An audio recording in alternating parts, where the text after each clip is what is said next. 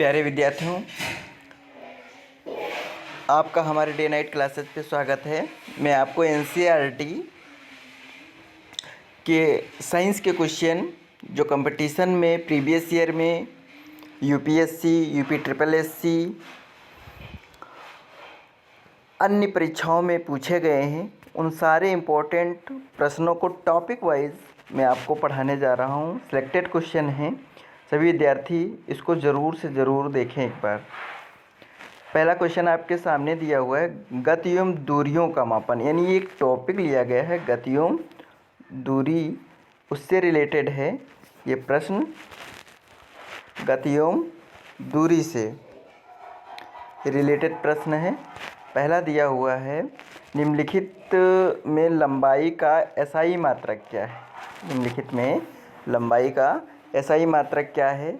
Metre है, foot है, ए और बी दोनों हैं, उपयुक्त में से कोई नहीं है। तो एसआई मात्रक पूछा है, किसका? लंबाई का पूछा है। तो एमकेएस पद्धति, एसआई पद्धति को ही बोला जाता है एमकेएस पद्धति। कौन सी? एमकेएस पद्धति बोला जाता है। एमकेएस पद्धति, सीजीएस पद्धति, सीजीएस पद्धति और एफएस पद्धति। क्या होती है? एफ कौन सी होती है? एफएस पद्धति। तो एमकेएस पद्धति का मतलब होता है कि लंबाई को मीटर में, द्रव्यमान को किलोग्राम में और समय को सेकंड में। तो एसआई पद्धति ही एमकेएस पद्धति होती है। इसका मतलब एमकेएस पद्धति में लंबाई का मात्रक क्या होगा? मीटर होगा। हमारा ऑप्शन नंबर कौन सा? ये सही होगा। हमारा ऑप्शन नंबर कौन सा? ए सही हो जाएगा। चलते हैं दूसरे क्वेश्चन की तरफ। दूसरा क्वेश्चन दिया हुआ है आपके स्क्रीन के सामने, निम्नलिखित युग्मों पर जोड़े बनाए गए, विचार कीजिए। वाहन का संबंध जैसे सरल रेखीय गति से, वाहन जो होता है, जो गाड़ियाँ होती हैं, वो कैसी गति करती हैं? सरल रेखीय। ये बिल्कुल राइट है। पंखा आवर्ती गति करता है। कैसी गति करता है? आवर्ती गति कौन सी होती है? एक निश्चित बिंदु से कोई व्यक्ति इधर जाए और फिर गति को वही दोहराए बार बार, ऐसे। अगर ऐसे करता है तो कैसी होती है? आवर्ती गति होती है। और झूला वर्चुअल गति करता है। पंखा जो होता है वो वर्चुअल गति करता है, यानी सर्कुलेशन मोशन करता है। क्या कहता है? सर्कुलेशन मोशन, यानी वृत्तीय गति करता है, ये वाला होगा। और जो झूला है वो आवर्ती गति करता है। तो यानी कि ये डिसमैच है। इसका मतलब ये दोनों के दोनों क्या हैं? गलत हैं। और उपयुक्त युग्मों में ये जो दिए थे युग्म में कौन सा से सुमेलित हैं, वो भी कौन से? सही सुमेलित पूछा है। तो सही और सही में केवल ऑप्शन नंबर हमारा क्या? 1 राइट हो जाएगा। ऑप्शन नंबर हमारा 1 सही होगा। नेक्स्ट क्वेश्चन की तरफ चलते हैं। तीसरा क्वेश्चन, निम्नलिखित कथनों पर विचार कीजिए। निम्नलिखित कथनों पर विचार कीजिए। पहला कथन दिया, 1790 में फ्रांसीसियो ने मापन की एक मानक प्रणाली की रचना की, जिसे मीटरी पद्धति कहते हैं। ये बिल्कुल सही। 1790 में फ्रांस ने एक प्रणाली बनाई मापन की और उसे मीटरी पद्धति कहा गया। 1 मीटर में 100 बराबर भागों को विभाजित करने की क्रिया सेंटीमीटर होती। बिल्कुल, 1 मीटर में कितने होते हैं? 100 सेंटीमीटर होते हैं। तो ये भी बिल्कुल सही है। तीसरा स्टेटमेंट क्या कह रहा है?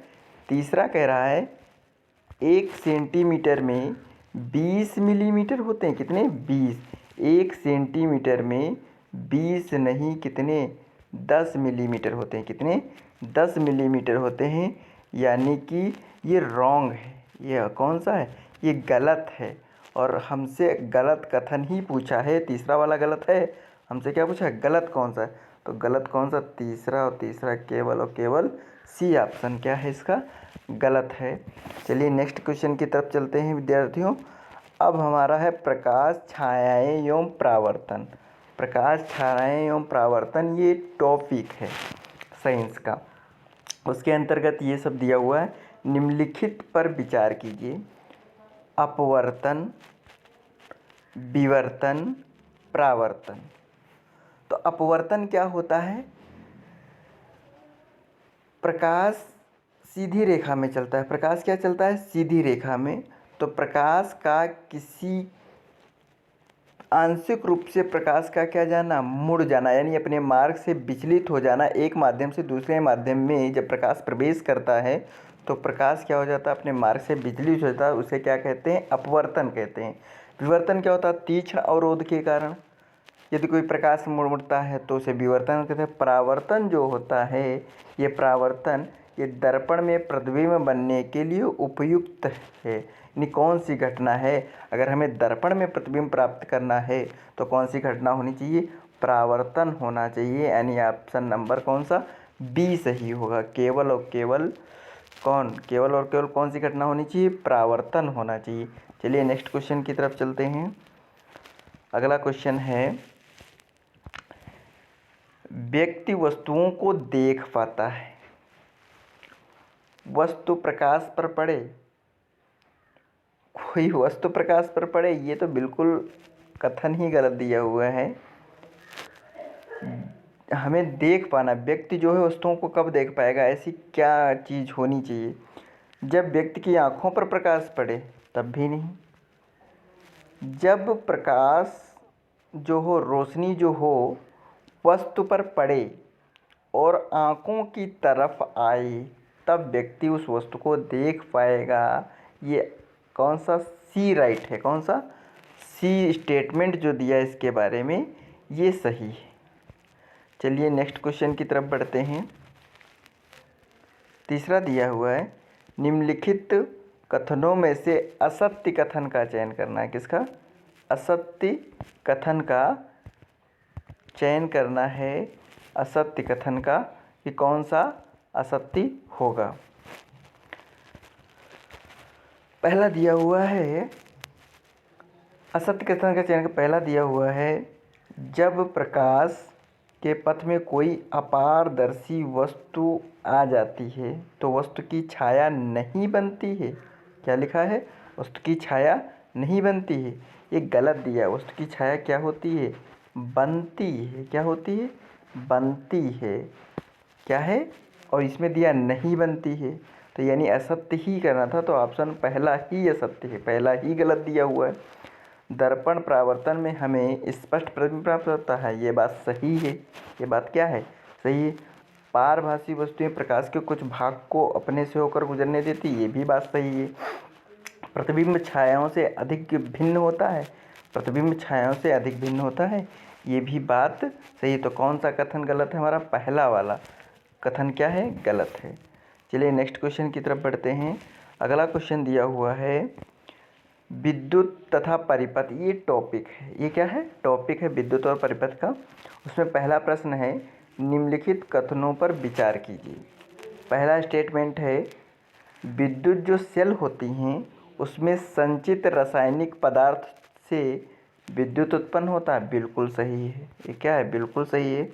विद्युत सेल में एक सिरा धनात्मक और दूसरा ऋणात्मक होता है, ये भी बात सही है। लेकिन दूसरा स्टेटमेंट भी सही है।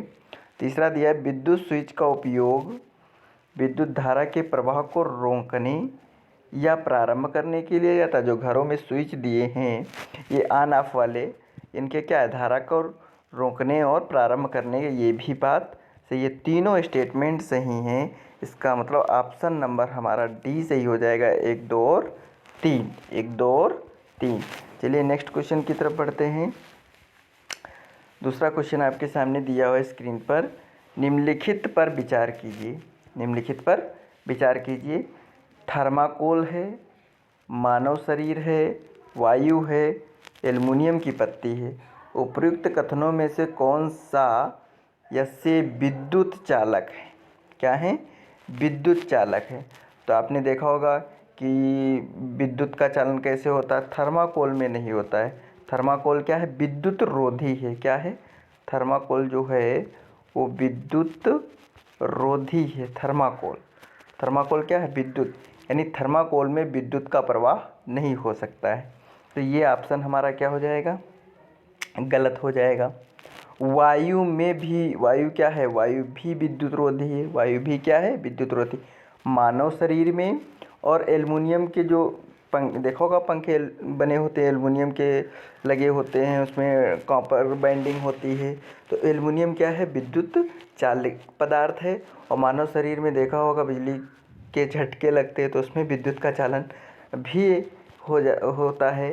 तो यानी कि 3 और 4, कौन 3 और 4, ऑप्शन नंबर कौन सा, ऑप्शन नंबर सी सही होगा हमारा, ऑप्शन नंबर सी। चलिए नेक्स्ट क्वेश्चन है, तीसरा क्वेश्चन दिया हुआ है, विद्युत चालक और विद्युत रोधक से संबंधित कथन दिए हैं, इनके बारे में कथन बताएंगे।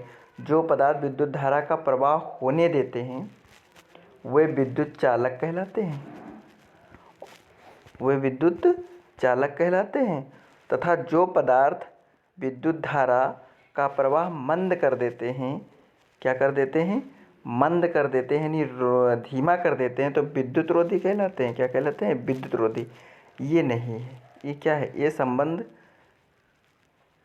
कह रहे जो पदार्थ विद्युत धारा का प्रवाह होने देते हुए विद्युत चालक कहलाते हैं। ये बात तो सही है, लेकिन इसके साथ जो स्टेटमेंट ये जुड़ा हुआ है, जो पदार्थ विद्युत धारा का प्रवाह मंद कर देते हुए विद्युत रोधी नहीं, जिनमें विद्युत धारा का प्रवाह होता ही नहीं है बिल्कुल, उसे विद्युत रोधी कहते हैं।